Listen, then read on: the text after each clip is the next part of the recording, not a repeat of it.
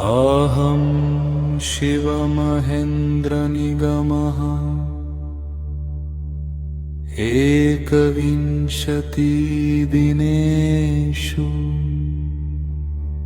दशनीलरूप्यकाणाम् अर्जनं कर्तुं दृढनिश्चयं करोमि।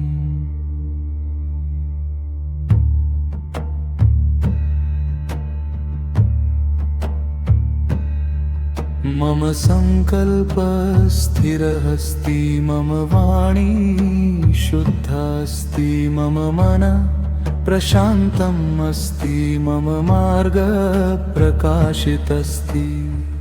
अहं प्रबलः, अहम् अविचलः, अहं समृद्धिम् आह्वयामि, अहं फलमवाप्नोमि। अहं प्रबलः, अहम् अविचलः, अहं मम अर्धाङ्गन्या प्रीतिसिंहमहोदया सह, मम सुपुत्रेण गौराङ्गसिंहेन सह सम्पूर्णं जीवनं वर्तयितुम् इच्छामि। अहं प्रेम्णा वदामि, अहं धैर्येण वहामि, अहं करुणया रक्षामि, अहम् एकतया जीवामि। अस्माकं गृहं निर्मलं भवतु, अस्माकं हृदयं सुदृढं भवतु, अस्माकं कर्म श्रेष्ठं भवतु,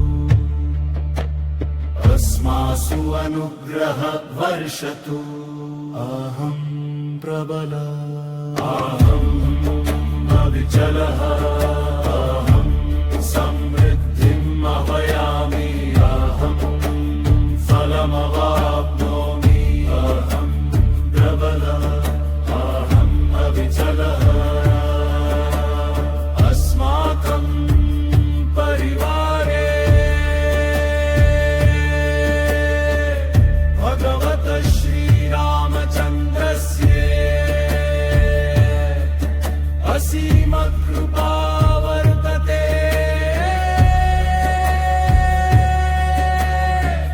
सा च सदैव अस्मासु वर्षतु। हरे कृपा, हरे शान्ति, हरे समृद्धि, हरे